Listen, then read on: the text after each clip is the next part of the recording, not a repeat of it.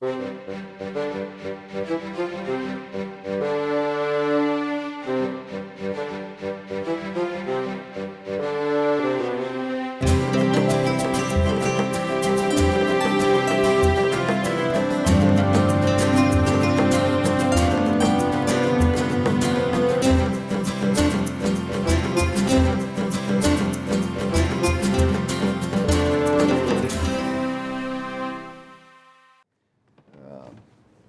to be here as Henry. We're going to talk about the lighthouse keepers and the lighthouses themselves. So first thing you might wonder, well, who's Ed? Is Ed Henry Gatai or is Ed William Duclon? Could have an identity crisis. I also am Captain Duclon over at Eagle Bluff, and actually Mrs. Duclon is Ann Sheridan plays Mrs. Duclon, and she taught me all about being Captain Duclon. So I guess no real identity crisis. Here's Dwight and Ed over at the range light when we took the stairway out. Kind of stepping back, Leanne said my great-grandfather settled here. This is a picture at a known Bailey's Harbor landmark with my Uncle Carl and my grandfather in there. And maybe the next picture will help give you a better idea. It's my dad in the middle and Uncle Carl on the other side. Al's Tavern. Anybody know what Al's Tavern is now? Al Onsarger had that. Same initials. AC Tap. So lighthouses started. Our lighthouses.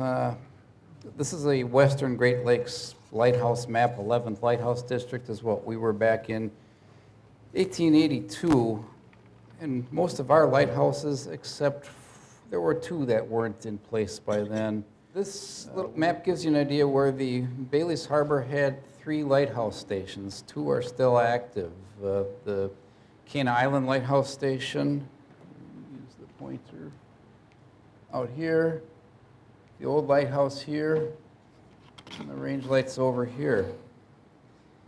There was a very treacherous passage into Bailey's Harbor. You had to watch you didn't get hung up on the shoals or the sandbars. So the path that you wanted to get in, you stayed in here. And this was actually what the Coast Guard used on the navigation charts for when the leading marker was over there, and there are 2 buoys out here. You got between those buoys and you headed toward that marker and you got safely into the harbor. Pretty much the same with the range lights. Bailey's Harbor, the story goes, it's named after, and Dwight can jump in here if he thinks, because it's named, Captain Bailey sailed in here. He was looking for a harbor of refuge. He got in miraculously, I guess, safely, and he went back to his boss, Allenson Sweet, and told him what kind of resources we have here.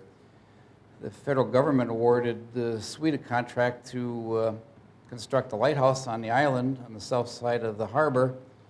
Went into operation in 1853. Well, that lighthouse was maybe put in the wrong place. It might have caused more shipwrecks than it did good. Just so you know, Allison Sweet is a New Yorker, and he moved to the Midwest to seek his fortune, and he was good at it. He resided primarily in Milwaukee, and his business plan was very simple: own nothing, control everything. So folks like Captain Bailey worked as contractors. They owned their vessel, but they contracted with Sweet to provide cargo and provide income for his company in turn for the profit that they would make. Sweet's standing order to his captains was simply this: that the captain of any vessel employed by the firm shall at all times be mindful of that which is of benefit to the firm. In other words, look out for good stuff. And Captain Bailey certainly did that in finding timber and stone in the Bailey's Harbor area. So there's the Birdcage Lighthouse. Right now it's privately owned. It's still very substantial. The tower on there, 3 feet thick at the bottom, tapering to 2 feet thick at the top. It began in 1852 when limestone from Sweet's Quarry was used to construct the tower and the keeper's dwelling. tower height is 52 feet from the ground to its focal plane.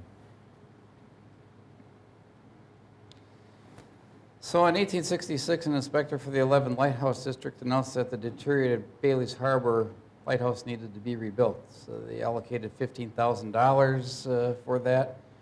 The funds were appropriated, the project approved, but they decided that maybe we could do something better.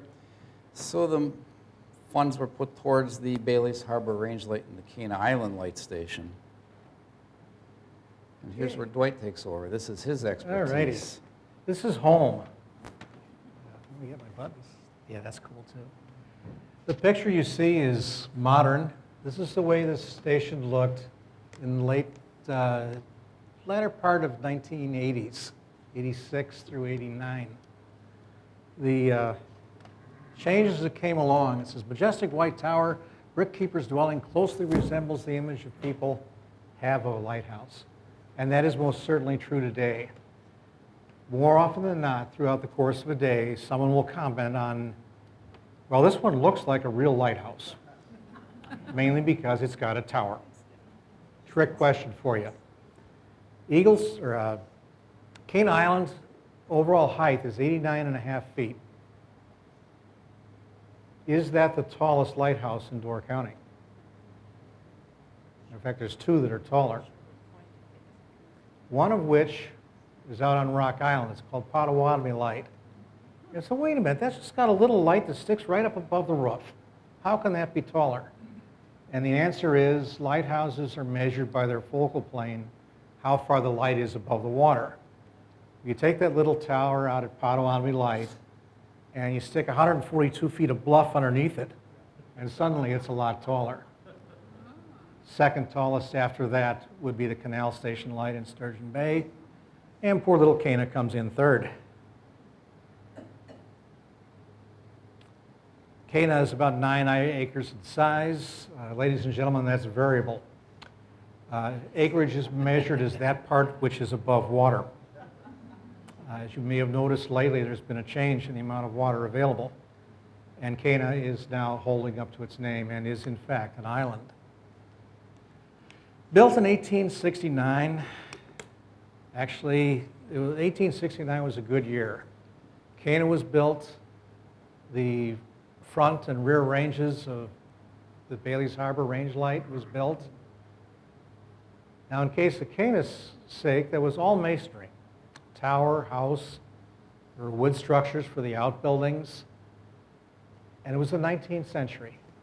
And something happened in that century that you probably may not find today. Cana's structure was entirely, for the complete station, was completed in 4.5 months. That's 6 weeks ahead of schedule and approximately 15% under budget. And yes, it was a federal project. Things were a little different. There's a lot of pride back then, the fact that the structures are still standing. Hopefully, but there was flooding. Now you'd think that when you built your light tower at the top of the highest point of the island, this would solve that problem. Well, folks, the highest point of the island, especially in the 19th century, when lake levels were higher, is a whopping 6 feet, 6 inches above at mean lake level.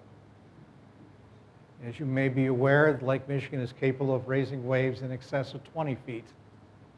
This does a lot of damage to the lawn. In all seriousness, the way they fixed it was they hired men with teams to bring in additional soil and move the level of the ground up. This didn't totally prevent flooding, it just sort of rearranged it. Well, they filled in an acre of land, and perhaps more importantly, they built an oil house. Well, all light stations have oil houses. That's not new. But Cana's lighthouse is extremely special. It's got 6-sided. It is the only 6-sided oil house of any light station in North America. That includes Canada and Mexico. That in one makes it special. It also is made entirely out of Dolomite limestone. Any guesses where they found that? It was quarried right on the island. All right, so that was a big part of it. We got our new railing, and you can read this as well as I can. The last line I'd like to share with you on this particular slide is that a footbridge was added to provide access to the mainland. Well, that occurred in fall of 1890. Upon return in the spring of 1891, no sign of the bridge was found. So the lake had its way and once again rearranged things. And there's some specifics in here about the foundation. You can read about that certainly. What's wonderful about Cana is that copper dome they talk about, the lantern they talk about, all of that is still here. This light was lit as a test in November of 1869.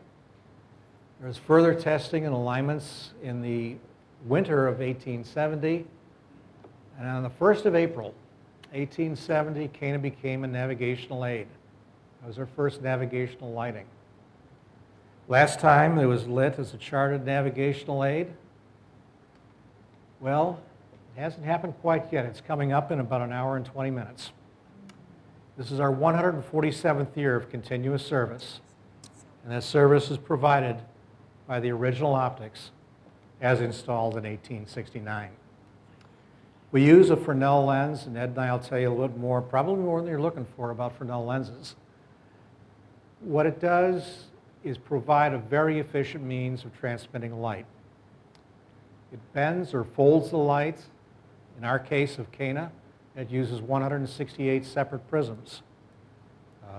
Just for point of interest, should you wish to move it, it is 2,190 pounds of glass. It came probably with a phrase we're familiar with today, some assembly required. Now the brickwork is very, very native to the Milwaukee area. It's called Cream City and also nicknamed Milwaukee brick. The tower was made of the same brick as the house. The new privy, that would be the 1892 privy, which is all brick, two-hole top of the line. Anyway, that was Cream City brick as well. One of the wonderful things about Cream City brick is it's beautifully decorative. It is not a hot-fired brick, so it's, in terms of brick, kind of soft. It is wonderful for decorating the house, the fascia applied to a house or an office. However, should you wish to build a light tower out of it, and you leave that light tower exposed to the elements, it just doesn't work that good. So Cana is one of two lighthouses on the Great Lakes. Au Sable Light near Ludington, Michigan is also built of Cream City brick, and it got the same thing that we did here, and that is metal cladding was applied to the outside. The metal cladding is assembled just the way a ship hull is. It's hot riveted. Imagine a ship hull turned inside out. The seams or gussets are on the outside, and the smooth part faces the brick.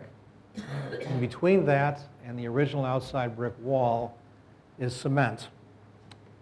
I know it says concrete on the slide, but it's a very fine aggregate, very similar to a brick mortar as opposed to a concrete. Tower had been painted white. Well, guess what? No, it wasn't. Tower originally had been painted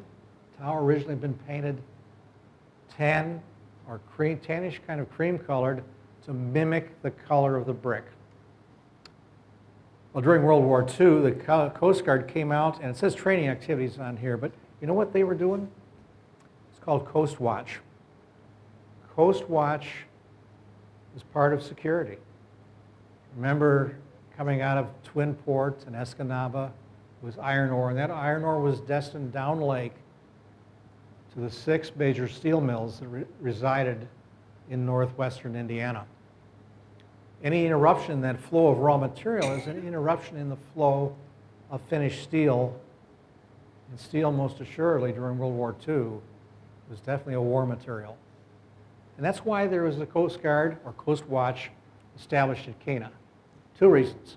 One, to be on the look for any waterborne saboteur, and 2, to provide security for the light itself. Remember, In today's world, we use GPS and we use radar.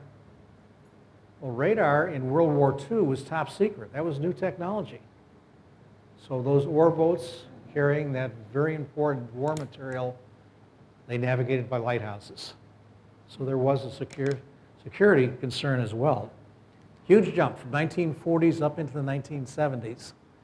Louis and Rosie Janda are a pair of teachers that taught in the Green Bay School District for basically their entire careers. But in the summer they came out to Cana, initially as volunteers. Matter of fact, they worked really for just the use of the property.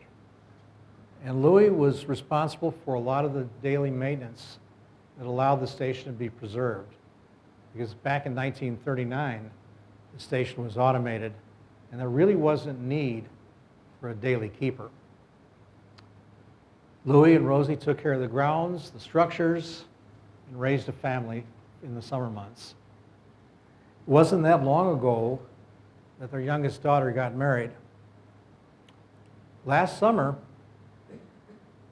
the next generation of Jandas came out. She brought her daughter back. Daughter's 2 years old. It says 1883. That's an estimated date. This is the oldest known photograph of Cana. Tower is still in brick. The top is painted black. This thing is called a lower gallery. There's an upper gallery around the lens. And then you've got the house itself. The first privy, later replaced with the brick one. This is a summer's kitchen and 2 additional bedrooms. This is what we call the old barn. Old barn being the 1870s barn as opposed to the 1898 barn, which is the new barn. 1913. Well, this is post-1902, which means the steel is on. You notice something else? It's not painted white. White paint didn't happen until the Coast Guard, Coastal Watch, then Coast Guard, became the caretakers of Cana Station. And being efficient and being young men who probably were not thrilled with the idea of painting an 89-foot tall tower, they solved the problem of how to paint it by painting everything white. So the black trim became white, the top became white, the steel cladding became white. Thankfully, they didn't paint the lens. The top part, this is copper, and that's the original copper as installed in 1869. Afterwards, both Ed and I will talk about the restoration of our 2 stations and what's going on. Suffice to say that copper is now back the way it was, and more importantly, no longer leaks.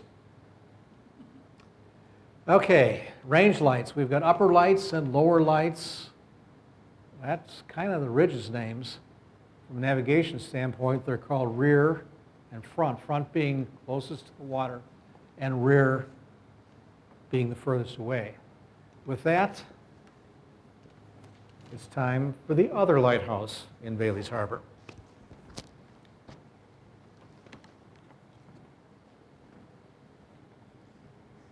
Here we have a survey map of the range light station done in 1887. We'll zoom in a little bit.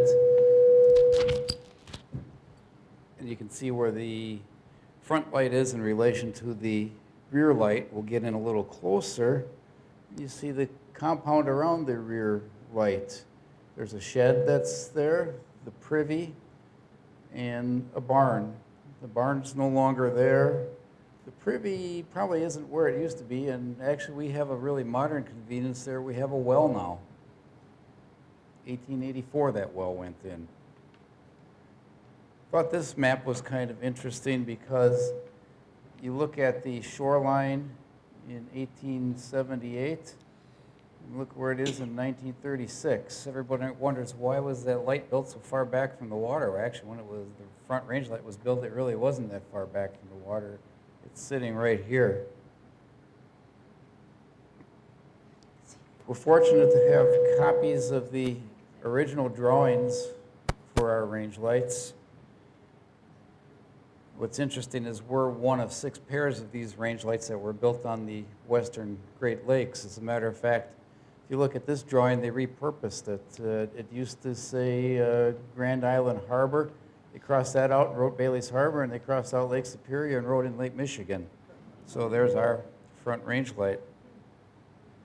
The original, the transmittal letter of when this was sent to the Lighthouse Board by engineer General Reynolds. It is actually Reynolds, not Reynolds. Supplies. How did supplies and the materials get here to build these lighthouses? Well, roads weren't all that great. Everything came out of the Lighthouse Depot. It was our Lighthouse Depot that serviced us was in Detroit. The Hyacinth was one of the tenders that visited the range lights on the Great Lakes. We found, this is rather interesting.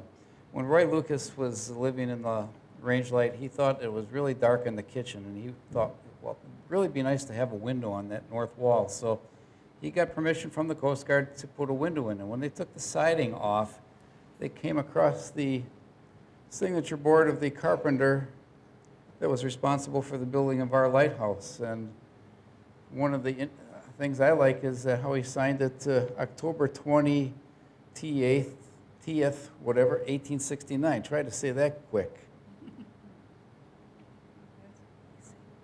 And he was from Detroit, Michigan. One of the things that came out of the National Archives is we found out some important dates at our lighthouse. When the funds were allocated, when it was built, when the well went in, when some of the fences went up. Just very fortunate having that type of information. The other thing that happened is lighthouse inspectors came around and inspected the lighthouses once a year. They always wrote a report. This one was done in 1909 for the Bailey's Harbor Range Light, and there was a lot of, say, a boilerplate form and filled in the information appropriate to the particular lighthouse that he was at. This is our earliest picture, known picture of the Bailey's Harbor upper or rear range light, 1883. Some interesting things. The white shed is not there anymore today, but when it got in such a bad condition that it was torn down, the one that we replicated and put up there is very similar. It looks like that same little building. Here's our privy back here. It's a comfortable 2-holer. It's not brick like what they've got out on Cana Island, but it suits its purpose. A little later picture of the range light. Here's our keeper, Henry Gatai, standing there. A friend and his dog visiting the lighthouse. And you'll notice some couple different things in this one. The color is different up on the top, and now it's got 2 windows. We don't really have any record of when they went in. We just know they showed up between 1883 and 1907. Another view of the lighthouse from the front with its fence, and the pole where the maritime warning flags went up. Here's Henry dressed maybe a little more casually than what you see him dressed here tonight. A little better view of that flagpole. The other thing I like to point out is that the ventilator ball for some reason changed shape. It was more cylindrical, now it's round. A picture from the lighthouse that came from the National Archives, taken in 1913, and it really doesn't look that much different today than what it does now, except we don't have the ventilator ball anymore and the chimney was redone. It does have the basement entrance. Here's our oil house, not octagonal. Like Dwight said, they got the only one, or hexagonal. Only 6-sided one in the service. Here's our privy, and the lighthouse keepers' garden here. Lighthouse keepers supplemented their food rations that they got from the lighthouse service with their gardens. Here's that barn. It's an undated photo. There is a truck in here, probably sometime in the 1910s, 1920s that might have been taken. Barn no longer stands where it is. It's gone, but this barn showed up later. It was up there until it disappeared in 1990, where it was falling apart, attached to the back side of the shed. But when you look at the pictures, it looks like they may be, the window's identical, and you count the number of boards and battens, they're identical. That barn must have been moved from where it originally was and shortened up. An interesting aerial view that we got courtesy of the National Archives from 1947. Here we can see our oil house out here, upper range light, Highway 57, going on up the peninsula. A view of it as it looked when Roy Lucas was living there.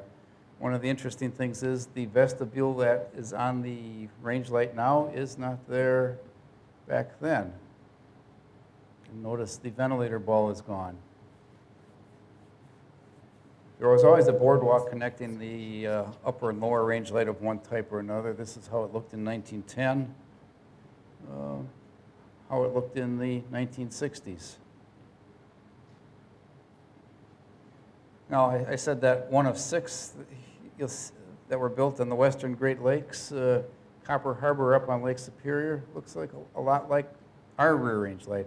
It has an even fancier ventilator ball on it than what we had.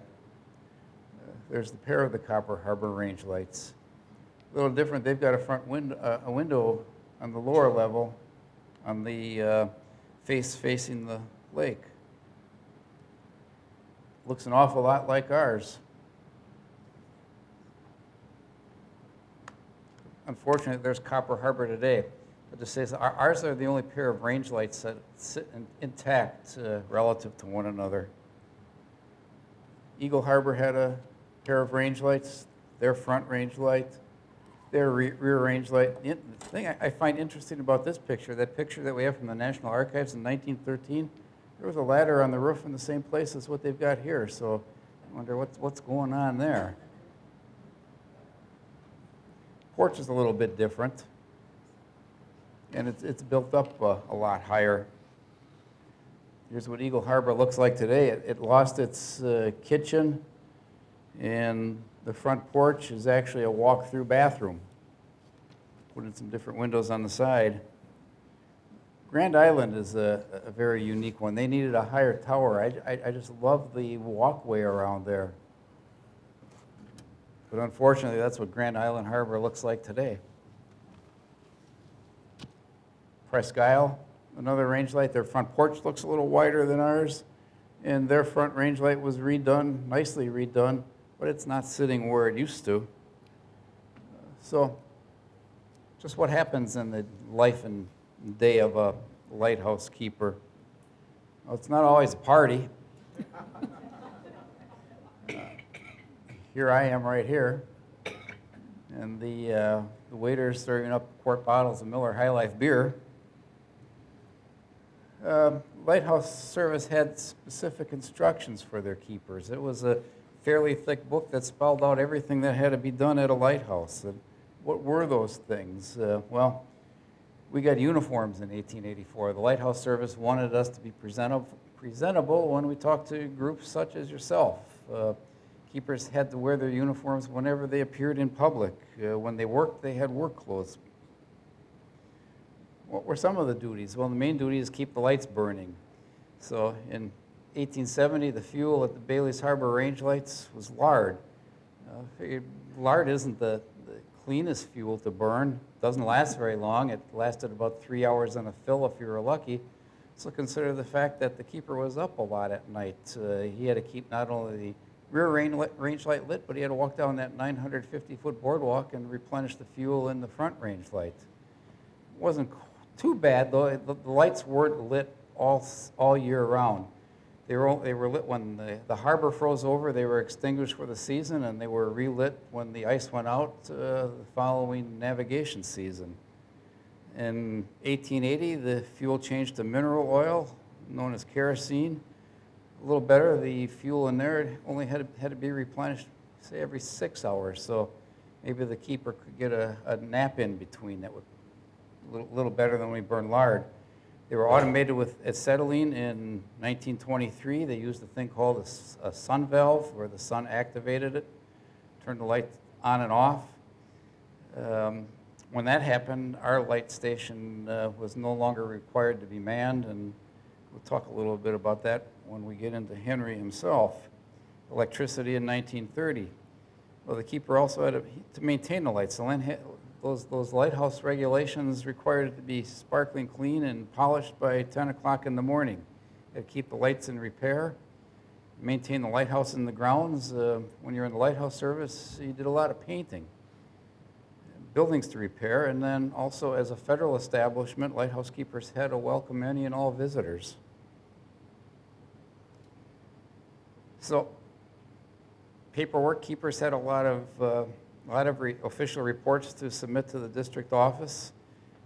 In addition to all these, keepers kept a log. The log was mainly weather-related and conditions out on the lake. Might had some things in there about when the inspector was there or if the district lampist was there to repair the lights.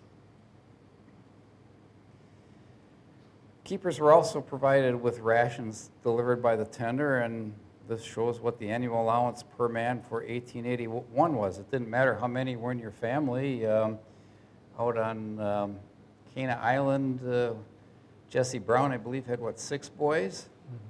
Mm-hmm. They still got that same ration.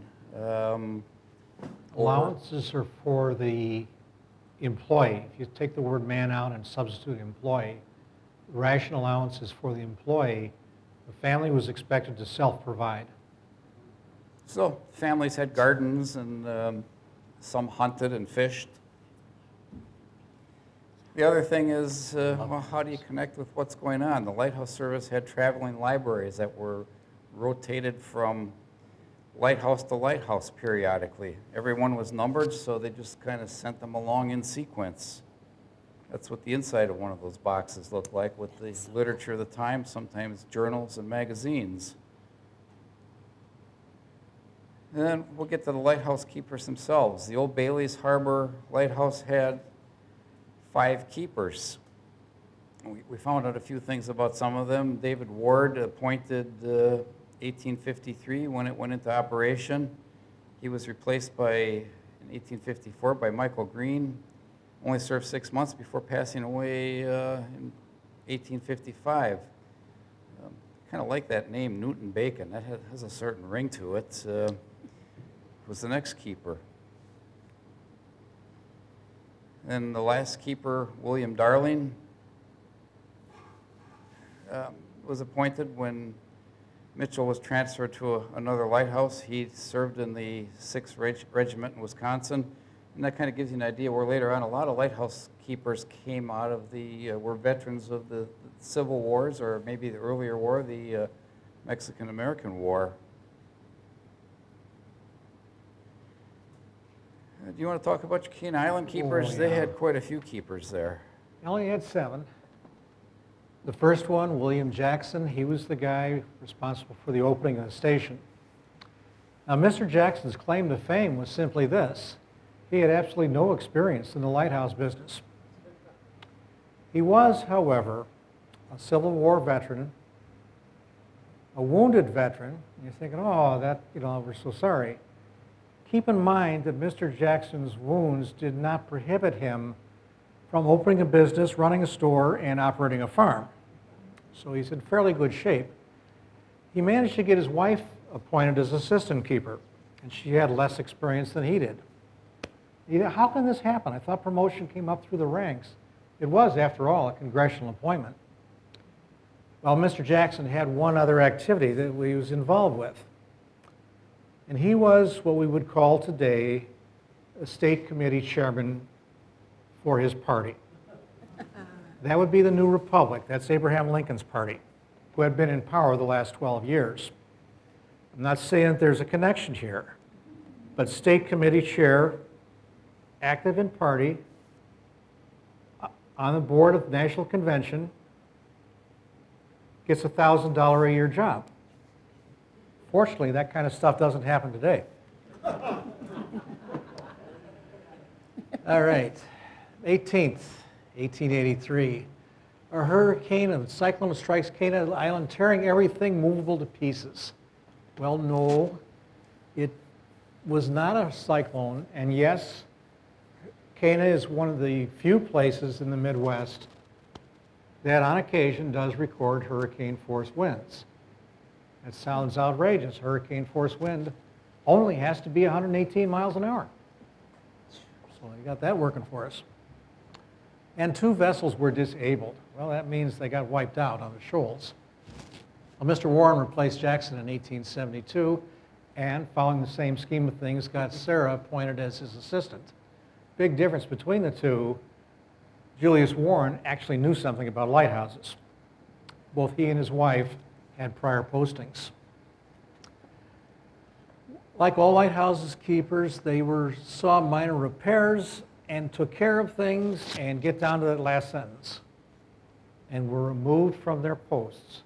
Now that, ladies and gentlemen, is the only news we have about Julius Warren's and Sarah Warren's departure. They were dismissed. Keep going. Okay. The Sanderson clan. William was good. Of the records we have in the log of Cana Station, Williams are outstanding. Not typically, by requirement, the keeper was required to log conditions of the station. What's working, what's broke, ships passing, what is the weather. Now, a couple of, one, and we'll come to a little bit further, who's administered the log in a very efficient style. He wrote weather fair to Midland, seen vessels, and then 30 days of ditto marks. That was not Sanderson's case, though. We'll talk a little bit about Clifford as we go along. Clifford got into the line of work, too. Moving along, he was not happy with the station incident. They called it inhospitable. He claimed it was lonely. It's right down the bay. Before we leave Sanderson and his concerns about loneliness, and we'll talk about the gale in a moment, Cana was considered, with the exception of Mr. Sanderson, to be a good duty station. It is a row, meaning take your rowboat and come into town. At the time, out there next across Spikehorn Bay, you've got a place called Booze Point. You got a boat launch there today. In the 19th century, there was a town, and it contained pretty much everything you needed. The only occupation in the town was fishing. But you could row into town in about 10 minutes. In a sailing skiff, you could come into Bailey's Harbor, which at that time had one of the largest populations in Door County. Matter of fact, very quick story from our log. Towns, plural, this is after services on Sunday afternoon, held picnic at station this day, Sunday afternoon. Monday, Tuesday. The Tuesday log reads, finished cleaning station after town's picnic. They partied well.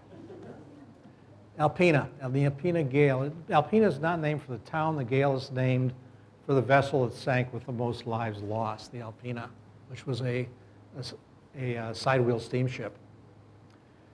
The gale struck the lighthouse, and as you read from Sanderson's quote, and water dashed into the lower part of the house 10 feet on level and 50 feet from shore.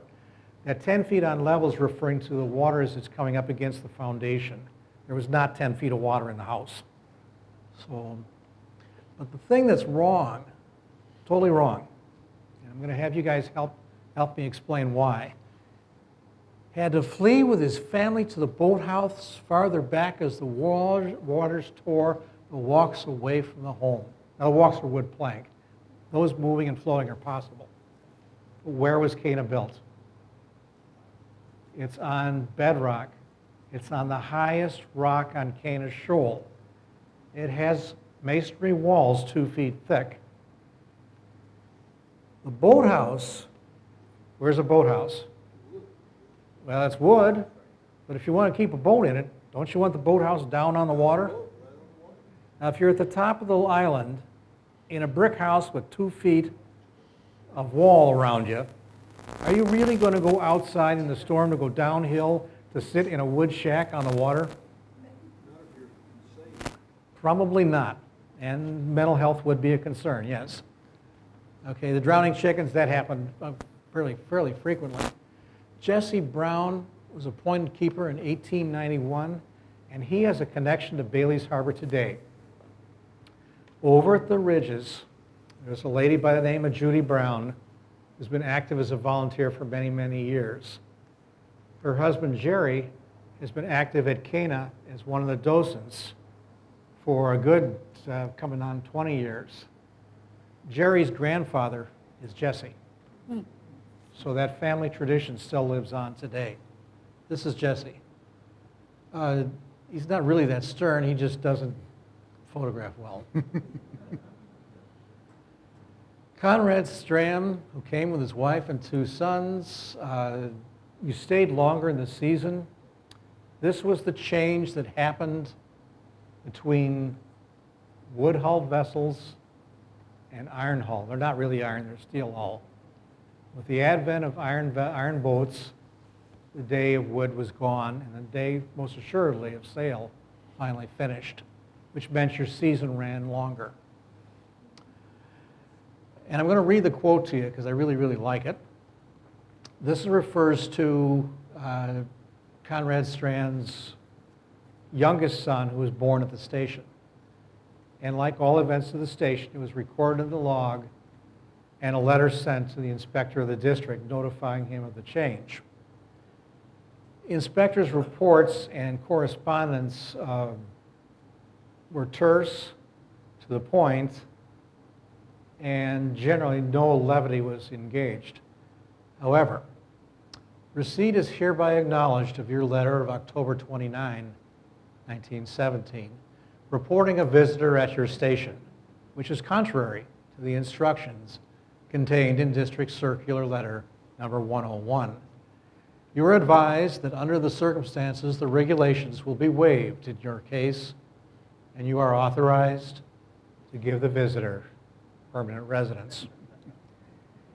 The only example of levity in an inspector's memo I've ever seen. He was later transferred to a ship. Oscar Knudsen. And Mr. Knudsen and Assistant Morris made the island what you see today. There was the brush, and there was a lot of, it looked a lot like parts of the ridges, with the creeping juniper and a lot of kind of wind-twisted cedar. It was not a well-dressed station. He got an efficiency for it because he did a very nice job of maintaining and improving the station. What I'd like to draw your attention to is the second paragraph. There's a minor problem with the dates. September 29th, 1919 is the day before the ship sailed out of Buffalo, New York. So there's a good chance it didn't sink. In any event, this occurred on the 5th of October, same year. The Frank O'Connor was something of an anachronism. It's a wood vessel. It's 301 feet in length. It is, at the time, the largest freighter on the lakes, the largest boat. It was a bulk carrier, very similar to what we have today, and she was up lake, meaning she was coming up the lakes from the port of New Buffalo, which is adjacent to Buffalo, New York. And she was carrying anthracite. Anthracite is what we know as hard coal, fuel coal. She made her way up the lakes, and I'd love to tell you the story about the storm and how the ship barely made it through, and none of that would be true. She had smooth sailing. Matter of fact, she was making near record time as she locked through at Detroit and came up the Detroit River, got into the Huron Basin, and proceeded on over through the Straits of Mackinac into Lake Michigan. And that's where things didn't go so good for the O'Connor. Fire broke out in the hold. That's the coal they're carrying. That's their cargo. Recap, wood boat filled with coal on fire. And the captain had the presence of mind to take that vessel as close as his intent was to run it aground on Cana Shoal.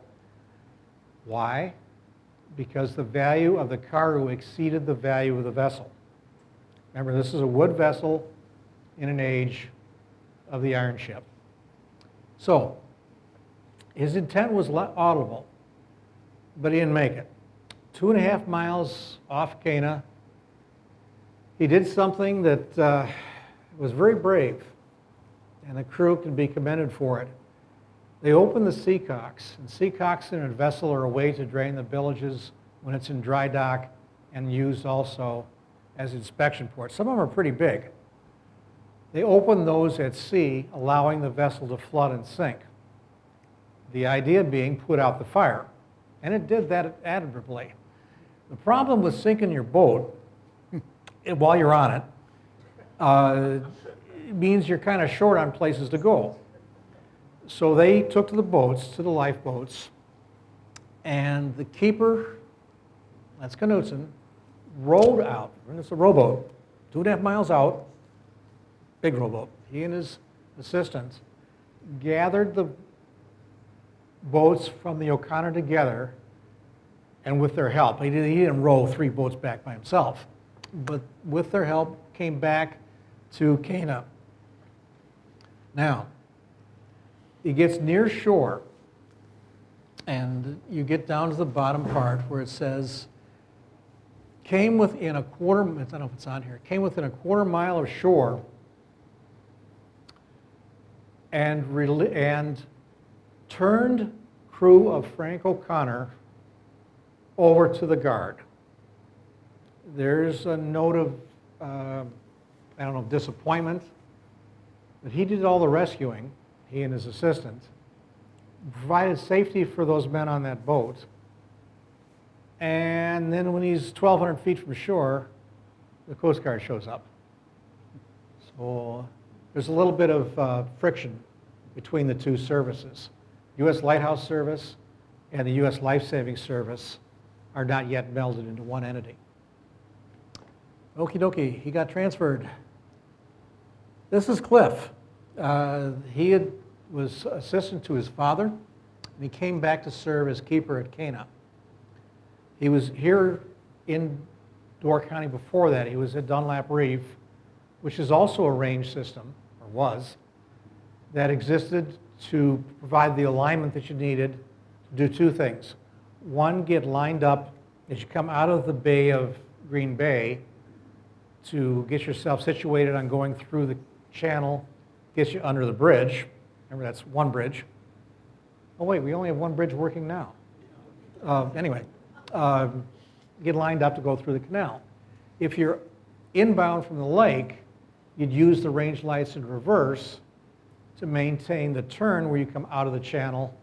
That's the cut that goes through the canal to get yourself lined up to go out into the waters of Green Bay. All righty, he was replaced by Mr. Wright. This is Sanderson. He was replaced by Wright. Wright was with us until the beginning of World War II. And that's Cliff. Keep on going. And you go down to the bottom of that list. I know you're all thrilled to read every one of those names. Down at the bottom, Michael Dresden. It says on there he was there from 33 through 41. He was actually there longer. Mike Dresden was the last keeper of Cana. He received the appointment when Sanderson retired. Now, that's the second Sanderson. He was the only keeper at Cana to accept induction into the service. The keepers had an option. They could remain keeper and retire as keeper. And keeper had the status of a ship's master. It's a captain. It's an officer. If you elected to join the service, you lost your officership. You became a bosun first class.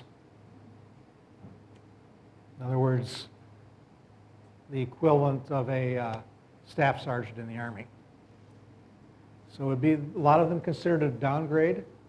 And even though the military would include benefits such as access to pension money, they turned their back on it, felt that they were being dismissed. Which brings us to another set of lights called Bailey's Harbor and a whole other set of people. Whole other set of people. We had 8 keepers at Bailey's Harbor range lights.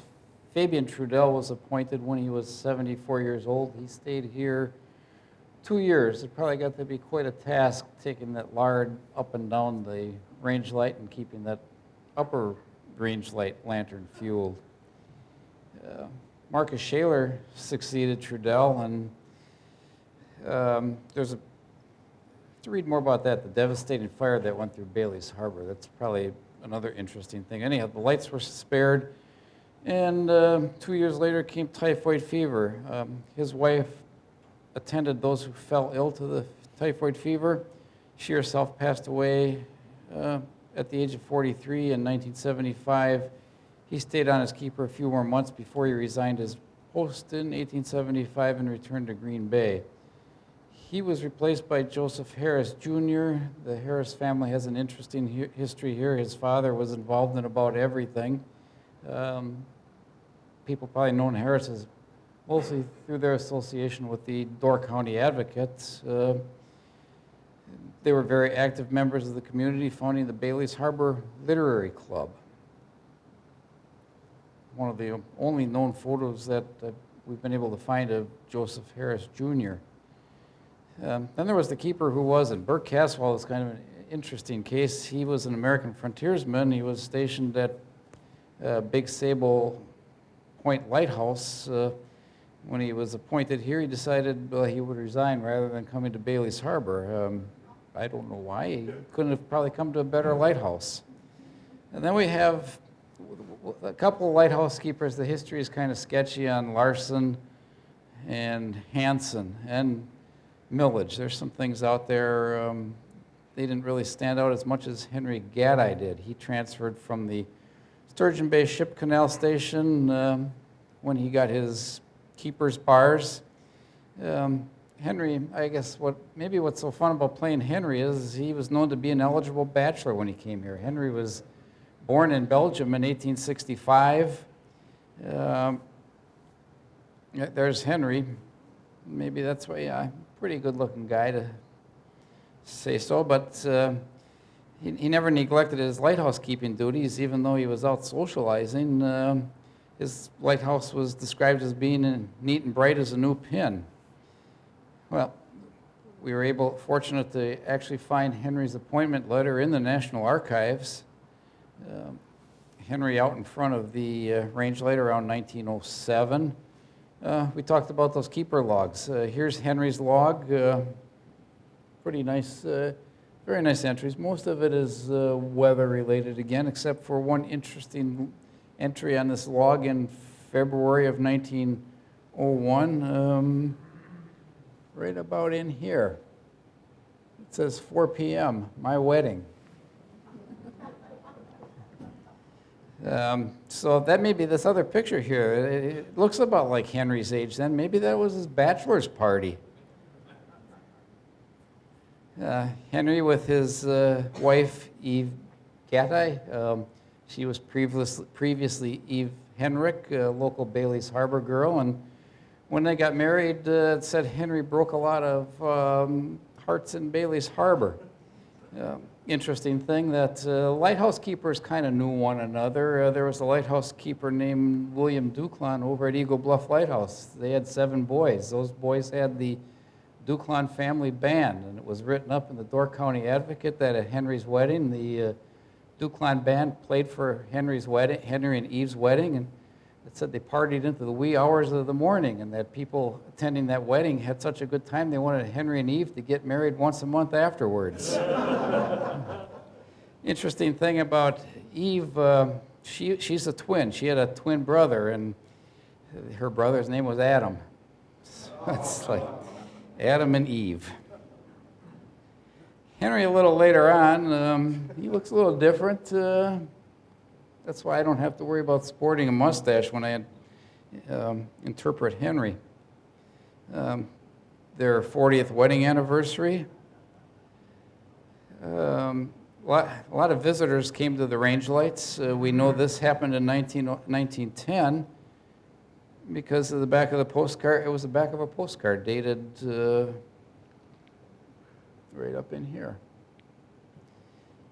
Interesting, the people that sent it says we also had a puncture on the back tire just south of Kewanee.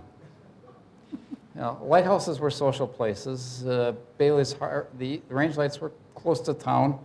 People would come out and visit all the time. Had a great time, more visitors at the range light. Henry had a wonderful 1912 Buick he was really proud of. We'll move on to the Bailey's Harbor lower range light, taken about 1907. It needed some pretty drastic repairs then. You can see how badly it was rotted out. This was 1973.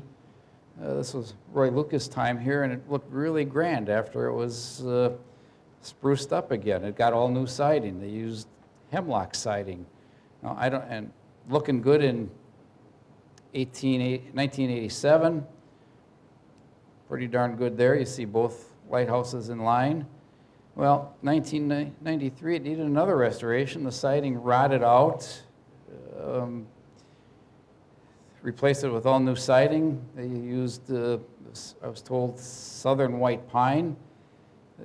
Probably one of the mistakes they made, they didn't back prime it or paint the front when they put it on. So unfortunately, here we find ourselves in 2013, and it's looking pretty shabby again. The siding was rotting away. So part of the problem, it's at about 7 feet from the edge of Ridges Road. Snow got pushed up against it in the winter, just causing it to rot out with all the moisture. So we had gotten permission from the Historical Society, because we are on the Register of Historical Sites, that we could move it 15 feet from its present location. It was put on rails, jacked up, and moved to a new foundation. We removed all the old siding, put some plywood sheathing on for strength. Its structure was basically a skeleton of wood timbers. New foundation, got a new roof, and that's how it looked when it was finished in July of 2013. A view from the upper range light, and it's kind of interesting. There's the bell buoy out in the harbor. Coast Guard installed that bell buoy in 1939. Now, decommissioning and relighting of the range lights. In 1960, this was late 60s, one of the last known pictures of the range lights when they were still active. Roy Lucas was living in the lighthouse at the time. He was teaching at Gibraltar High School. He came home one November evening, and there was lingering traces of cigarette smoke in the house. And the only other ones beside Roy that had a key was the Coast Guard. So when he went up into the lantern room here, he noticed that the lantern and the Fresnel lens were gone. Went down to the front range light. Its lantern and lens were gone. Why? Well, he understood why this concrete pad went in there. Coast Guard came and put up this day marker with a leading light up on the top. It took the place of the range lights. They went dark.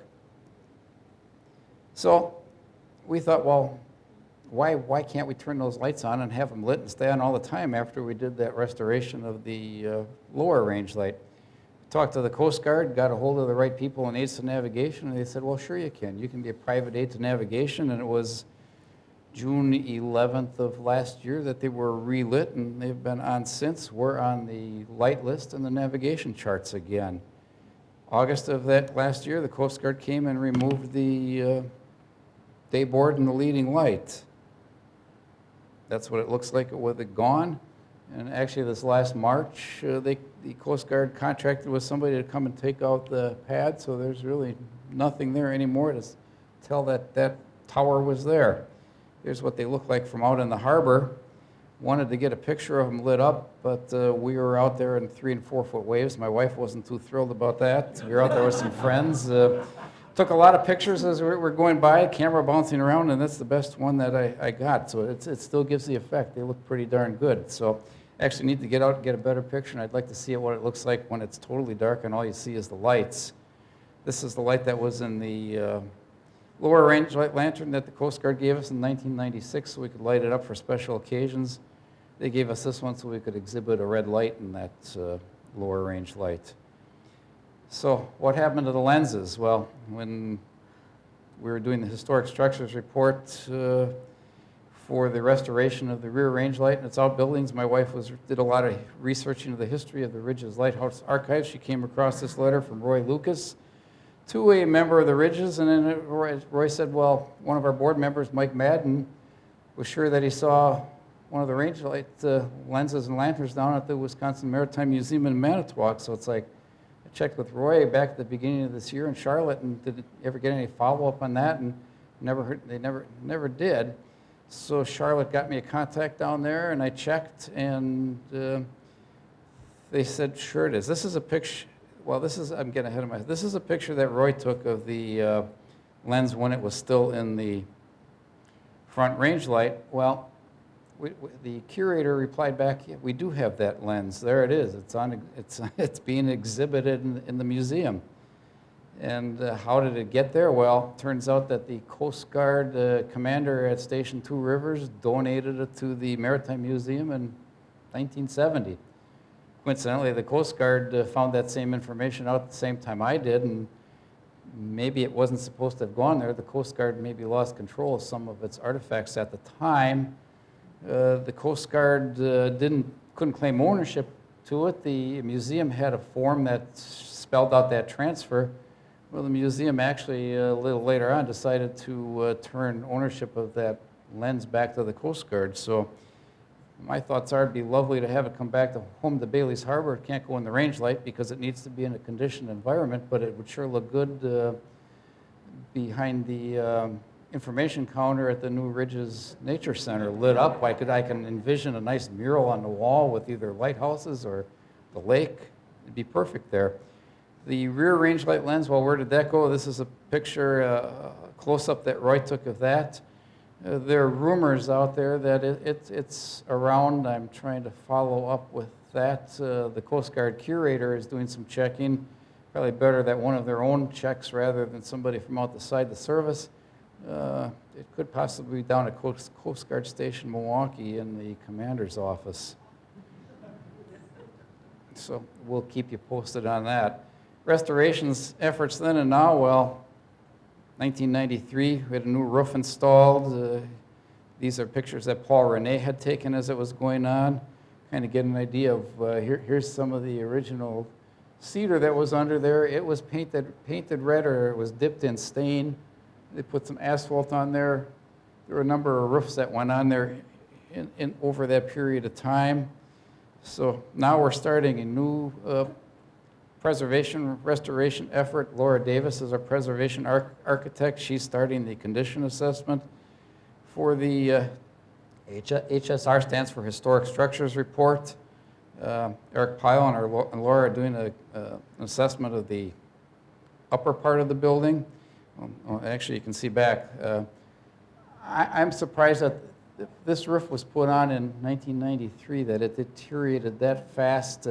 Usually, you might expect to see granules falling off or shingles curling, but to actually be losing tabs like that.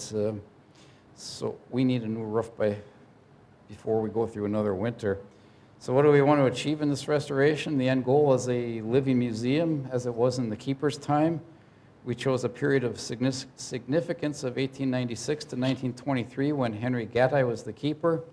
And well, how was that look determined? Well, it was based on a picture with a known date. What's that picture? Because that's the period that we set that we wanted the front range light, lower range light to be restored to. How do we know that it was that date? Well, again, it's on the back side of a postcard. So we could actually kind of date a lot of our pictures, other pictures.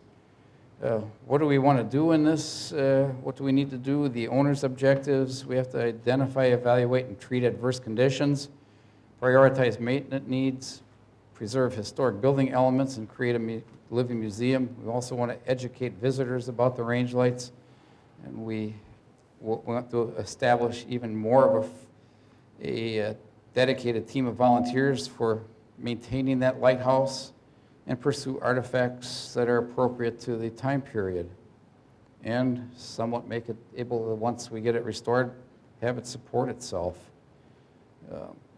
Things have been added and subtracted to the range light. Actually, not really subtracted. We're fortunate that not a lot has been subtracted. We've got the windows added here. Well, we're not going to change that. There was a nice medallion up above the window here. We'll recreate there. And we need to recreate that ventilator ball. Had shutters on it. Actually, we're fortunate. We have found in the oil house the pair of shutters that had been used on it, and we can copy. Additive changes, the vestibule, storm windows. Storm windows were actually a good thing. They preserved the other windows, the sashes. Basement access was added and a plumbing stack.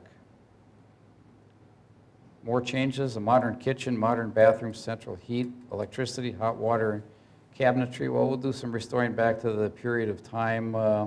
Some of those fall outside the period of significance. It didn't get plumbing until it was used, and that was the other thing I didn't mention. The Bailey's Harbor Lutheran Church used it as a parsonage from 1930 to 1955.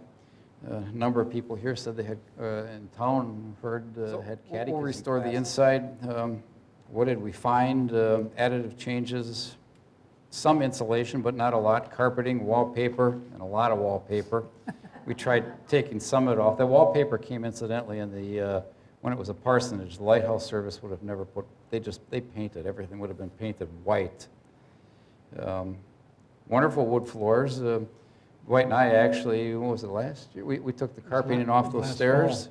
It's a lot easier to climb now because it was double padded, made it pretty tricky.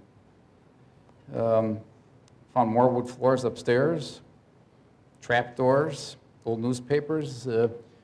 This we found out, this is in the parlor. What we found here, there was carpeting. Under the carpeting was linoleum. Under that was a layer of 1/4-inch pressboard. Wall to wall under the pressboard was tar paper under that, and just the gray area was layers of newspapers from 1944 and 1945. Probably put that under the carpeting that they previously had there as insulation and padding. Upstairs we found the, here's the, if you didn't want to have the wood stove going upstairs, a floor vent in the ceiling below that let the heat from those wood stoves rise upstairs. We need the new roofing, obviously. Have to do some paint scraping and repainting. Some repairs on the, a little deterioration on the soffit, the front porch. They repaired the columns with what's called the Dutchman. That needs to be fixed up. And the porch floor needs some work, but it's all restorable. Inside, repair some windows. If you look on the lantern room on the west side of the building, you see a shutter on the outside. This is the inside. That shutter is there because the stops are missing from the window. Otherwise, we'd have water coming in when it rains. Do some work on the rim lock door hardware that was there, and repair some plaster.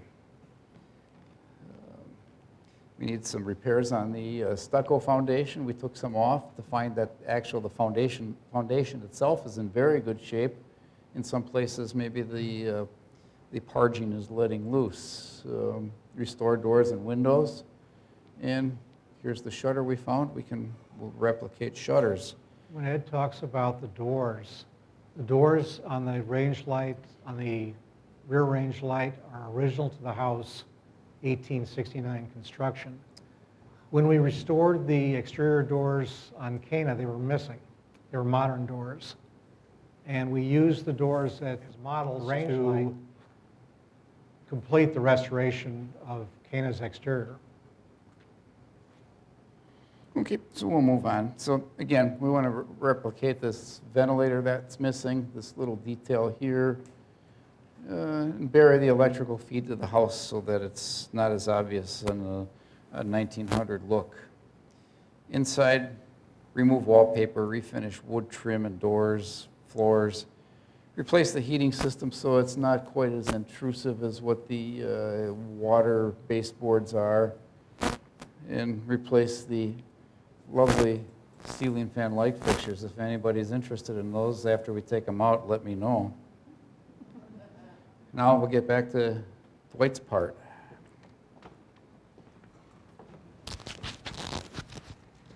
Alrighty. Well, what we've shown you for a while this evening is perhaps a day in the life of a keeper and what some of the things and tasks that they had. What I'd like to do is share with you a day in my life at Cana Island. It begins near dawn. Well, that dawn, I lost my dawn, there's dawn. Begins at dawn, and as the day progresses, you start to get those wispy clouds that mariners called mare's tails, the forefront of a front and the beginning of an oncoming storm. The storm comes in later and higher. That foreground where the water looks flat, well, that's the result of the change in air pressure. You see the waves are beginning to break off the shoal, and the water that normally covers the shoal is being drawn out into the lake. Clouds thicken. As you look at the bottom, the waves get higher. You know something? That offshore wind is starting to tear the waves apart. At this point, the waves are pushing 4 to 6 feet. It looks like it's getting clearer. Well, maybe not really. If you look down along the horizon, the clouds are getting thicker still, the waves are getting taller, and the wind is strengthening even more. Calm? Well, not entirely. This is what it looks like when you look out past the shoreline. All that wave activity, all that storm activity, well, that storm is still going. This was taken with a telephoto lens. The vessel is downbound, meaning it's heading toward Milwaukee, Chicago. And it's far out. It's in the East Channel. Cana Island is just about 9 miles. It's 9.5 miles to 12.5 miles out from the island. Storm clouds are thickening and thickening. And this one, well, I wanted to share with you. For one, I have a propensity for taking pictures of storms. But the thing I wanted to share is right down here. See that little whirlpool? That's water flowing off the island back into the lake. At this point, we're starting to flood. The waves are in excess of 12 feet now. And yes, I am outside taking pictures of this. There is some suspicion as to the quality of my mental health. But nonetheless, evening breaks, the storm passes, and you'll note that there's a light on. Well, it was true in the day that when a person was hired by the service, they were charged with the following: that a keeper shall at all times maintain a good light at the station. Now, I submit that good light is much more than mechanics. Cana's light is lit, as is the Bailey's range lights. And they do provide a navigational function. And they are indeed a good light. But there's another light. And that light is the memory, the remembrances, the stories and history of those who have gone before us. And that light needs to be maintained also, for that is the light of history. And on behalf of Ed and myself, we'd like to thank you for sharing that good light. Thank you.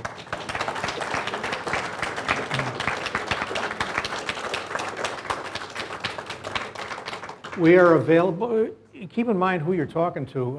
Ed and I are available for questions discussing lighthouses indefinitely. Although we do need to be fed occasionally. Well, if you need to be fed, please, there are Well, like I said, we're talking about lighthouses, so Oh. we'll get. Question? Was there any difference in? Oh, could I just give you the mic? That way it goes on the recording. Was there any difference in pay or social status of range light keepers as compared to the tower light keepers and light ship keepers? A keeper of station was paid based on the station,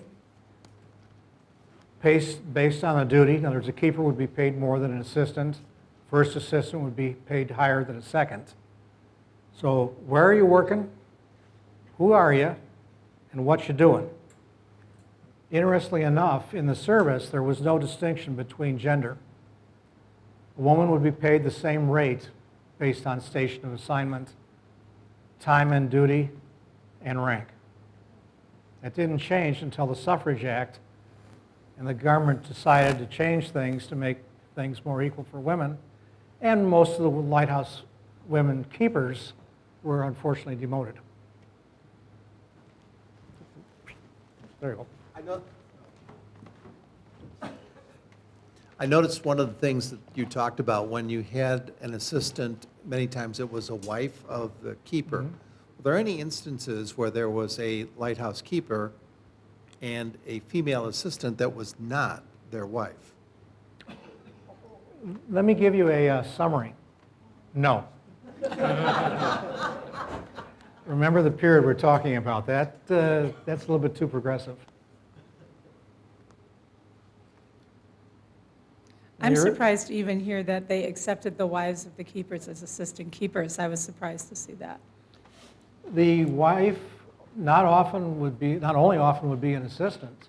Shame on you. No, I'm staying in one spot. But upon the demise of the keeper, it was oft times that the wife would be placed in his stead.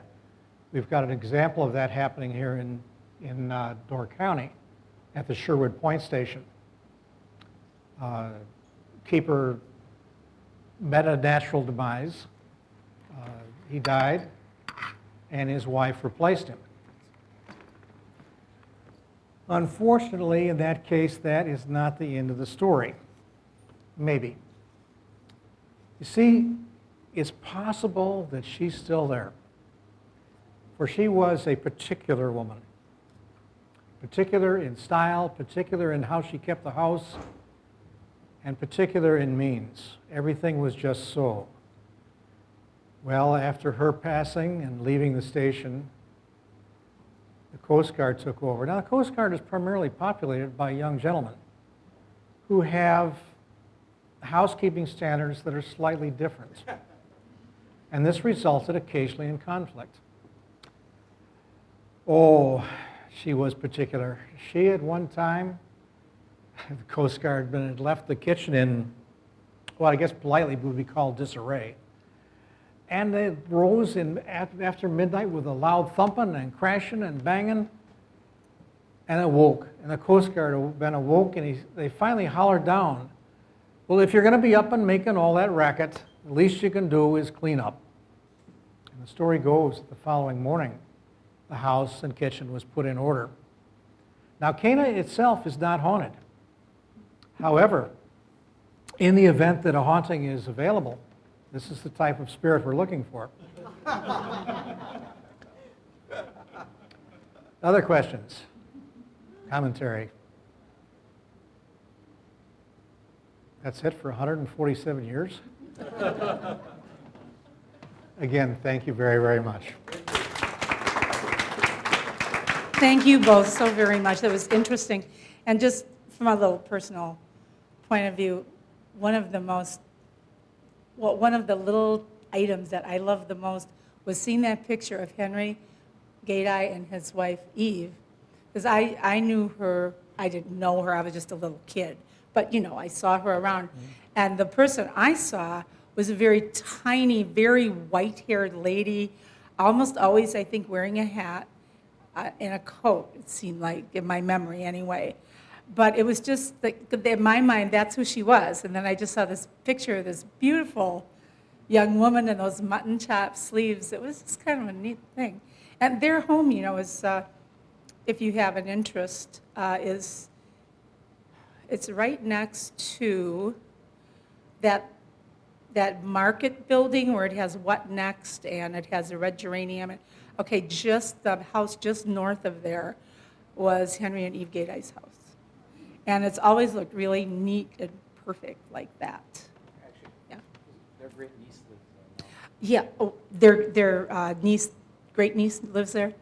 And you know something, I'm angry with myself because I saw they're up and I should have knocked on the door probably and told them you were going to be here. Oh, well.